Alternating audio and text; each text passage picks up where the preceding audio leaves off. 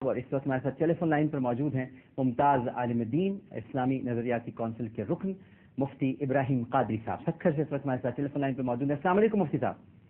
وعلیکم السلام ورحمۃ اللہ. مزاج گرامی بخیر؟ الحمدللہ اللہ کا شکر ہے. آپ ٹھیک ہے؟ آپ کی دعائیں ہیں. ایک چھوٹی سی گزارش کروں گا میں آپ سے. جی ویسے تو ہم گفتگو کر رہے ہیں, مفتی منیب الرحمان صاحب بھی ہیں اور ابھی راغب نعیمی صاحب نے بات کی, ڈاکٹر فضل احمد بھی ہیں. ایک آپ نے مجھے واقعہ سنایا تھا جب ہم پروگرام کر رہے تھے, اگر آپ کے دبئی میں ہاں, اگر آپ کو ذہن میں آ گیا, یاد آ گیا میں کیا کہنے والا ہوں, وہ جو آپ نے حضرت علی حضرت مولا علی رضی اللہ وہ سنا دیجیے ذرا ابراہیم صاحب, ذرا ایمان تازہ ہو جائیں. اچھا چلے, میں واقعی اس کی مناسبت ضرور ہے. جی تو میں اگر عاشورے کے حوالے سے 2 لفظ کہہ دوں. پہلے یقیناً کہیے. ہاں, تو یوم عاشور جو ہے جی, تو یہ صرف خود نہیں بلکہ اسلام کی آمد سے پہلے اور اسلام کی تشریف آوری کے بعد جی, یوم عاشور ہمیشہ معتبر رہا ہے. اور عرب کی جاہلیت میں اور اسلام میں لوگ اس کا احترام کرتے تھے, اور زمانہ جاہلیت میں پھر اسلام میں ہر سال یوم عاشور میں کعبۃ اللہ شریف کی غلاف پوشی ہوتی تھی. جی, کعبۃ اللہ شریف کی غلاف پوشی ہوتی تھی. جی, اور اس یوم عاشور میں دنیا میں صدہ واقعات سانحات پیش آئے. نوح علیہ السلام کی کشتی کا پار لگنا, موسیٰ علیہ السلام کی قوم کو آزادی ملنا. لیکن امت ان 1350-1400 برسوں میں یوم عاشور میں واقع جتنے بھی سانحات واقعات ہیں سب کو فراموش کر چکے ہیں, اور ان کے ذہن, ان کے لوہے قلب سے, لوہے ذہن سے یہ واقعات نئے ہو چکے ہیں. لیکن حضرت امام علی مقام امام حسین نے اور ان کے خانوادے نے جو نئی تاریخ اسلامی خدمات کی میدان کربلا میں رقم فرمائی ہے, وہ ایسی لازوال ہے کہ آج مسلمانوں کا بچہ اتنی صدیاں گزرنے کے باوجود اس سانے کو فراموش نہیں کر سکتا. جی جی, سبحان اللہ. اور حضرت مولا علی رضی اللہ عنہ جو انہی کے والد محترم ہیں, یہ سارے کا سارا خانوادہ انتہائی محترم ہے اور بڑے فضائل کا اور بڑے ہی شرف کا مالک ہے.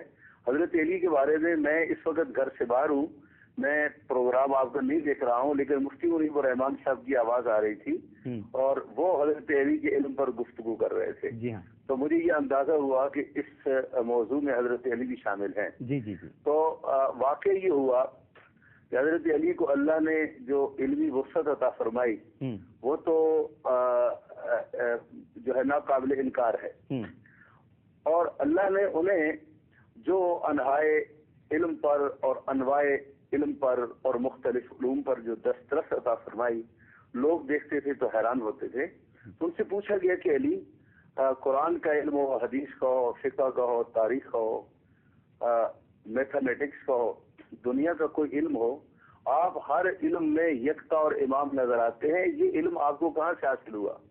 تو حضرت علی نے فرمایا کہ ہوا یہ کہ حضور سید عالم صلی اللہ تعالی علیہ وسلم کا جب وصال ہوا اور آپ کے خانوادے نے آپ کو غسل دیا, فرمایا غسل دینے والوں میں بھی شامل تھا. اور جب ہم غسل دے چکے تو ہم نے حضور سید عالم صلی اللہ علیہ وسلم کے جسم مبارک کے اس بدن کو, ان قطرات کو ہم نے اس تری کو خشک پاک کپڑے سے جذب کرنا چاہا. اس کے بعد جب آپ کو ہم نے کفن دیا تو 2 مقامات پر میں نے پانی دیکھا, ایک آپ کی پلکوں میں پانی کی قطرے تھے اور دوسرے آپ کی ناف مبارک میں پانی کی قطرے تھے. فرمایا میں نے اسے کائنات کی سب سے بڑی نعمت سمجھتے ہوئے اپنی نوکے زبان سے میں نے ان قطرات کو چوس لیا. تو پھر کیا ہوا, علی کا جو سینہ تھا وہ علوم و معارفت بنجینا بن گیا.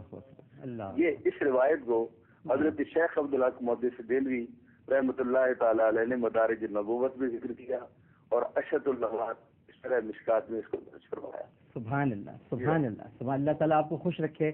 مفتی ابراہیم قادری صاحب ہم سے گفتگو کر رہے تھے.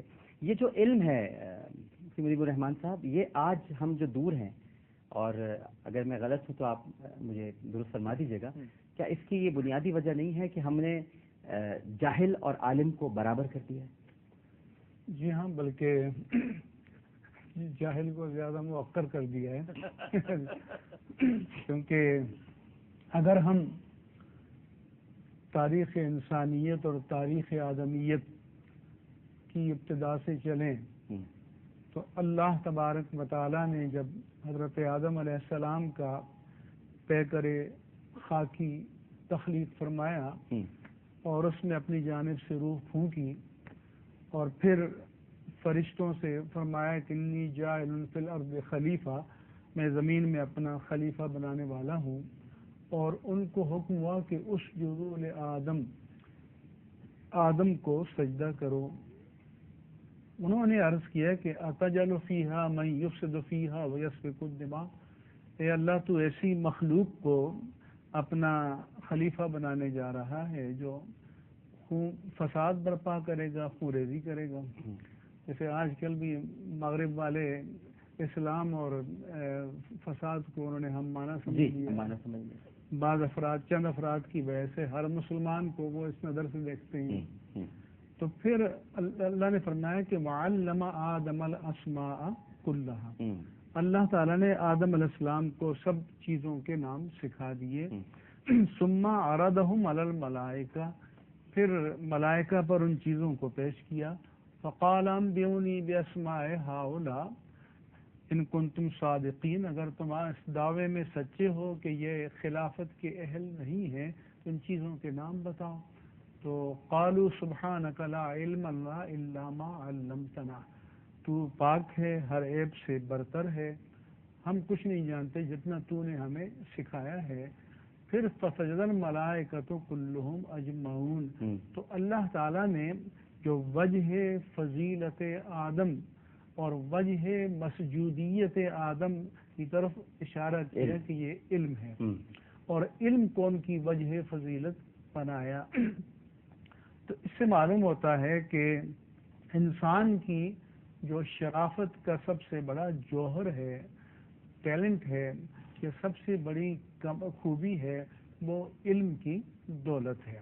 اور اس لیے اللہ تعالیٰ نے اپنے حبیب مکرم صلی اللہ علیہ وآلہ وسلم کو فرمایا تھا کہ وَعَلَّمَكَ مَا لَمْ تَكُنْ تَعْلَمْ وَكَانَ فَضْلُ اللَّهِ عَلَيْكَ عَظِيمًا، کہ اس نے اے پیارے حبیب آپ کو وہ سب کچھ سکھا دیا جو آپ نہیں جانتے تھے۔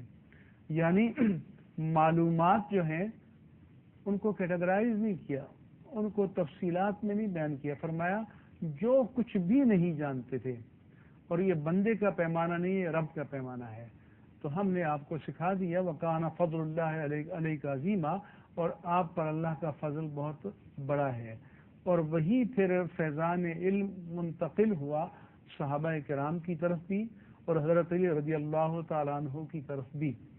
رسول اللہ صلی اللہ علیہ وآلہ وسلم نے اپنا جانشین جو بنایا مصلح خلافت پر حضرت ابوبکر صدیق رضی اللہ تعالیٰ عنہ کو، تو وجہ تقدیم علم تھا۔